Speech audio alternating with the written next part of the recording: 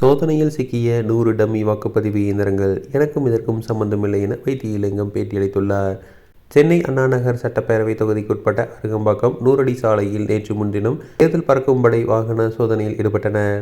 அப்போது அந்த வழியாக வந்த சரக்கு ஆட்டோ ஒன்றை மடக்கி சோதனை செய்தனர். அப்போது அதில் 100 டம்மி மின்னணு வாக்குப்பதிவு இயந்திரங்கள் இருந்தது தெரிய வந்தது. மேலும் திமுக ஒரத்தநாடு சட்டப்பேரவை தொகுதி வேட்பாளர் வைத்தியலிங்கத்தின் புகைப்படங்கள் அடங்கிய விசிட்டிங் கார்டுகள் கொண்ட 5 பார்சல்கள் இருந்தன. இதனை கண்டு அதிர்ச்சியடைந்த தேர்தல் பறக்கும் படையினர் அனைத்தையும் பறிமுதல் செய்தனர். பின்னர் அவற்றை அண்ணாநகர் தொகுதி தேர்தல் நடத்தும் அதிகாரி அலுவலகத்திற்கு கொண்டு சென்றனர்.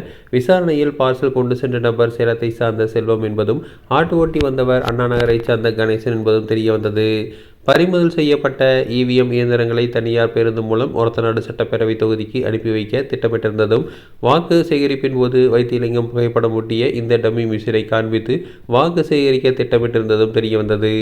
இந்த விவகாரம் ஒரத்தநாடு சட்டப்பேரவை தொகுதிக்கு உட்பட்டது என்பதால் அந்த தொகுதி தேர்தல் நடத்தும் அதிகாரிக்கு தகவல் தெரிவிக்கப்பட்டது. இந்த சம்பவம் குறித்து தஞ்சாவூரில் வைத்தியலிங்கம் செய்தியாளர்களை சந்தித்து பேசினார். அப்போது பேசிய அவர், நான் பொது வாழ்க்கைக்கு வந்து 50 வருடங்களுக்கு மேலாகிறது. இதுவரைக்கும் நான் விசிட்டிங் கார்டு கூட அடித்தது கிடையாது. எனது அரசியல் வாழ்க்கைக்கு கெட்ட பெயர் ஏற்படுத்த வேண்டும் என்ற தீய எண்ணத்தில் யாரோ என் புகைப்படத்துடன் விசிட்டிங் கார்டு அடித்துள்ளனர். இந்த சம்பவத்தில் ஈடுபட்டவர்களை தேர்தல் கமிஷனும் காவல்துறையினும் கண்டுபிடித்து கடுமையான நடவடிக்கை எடுக்க வேண்டும் என தெரிவித்துள்ளார். இந்த விஷயத்தில் எனக்கு அவதூறு பரப்பும் வகையில் குறிப்பிட்ட ஒரு தனியார் தொலைக்காட்சிக்கு மட்டும் செய்தி ஒளிபரப்பப்பட்டது.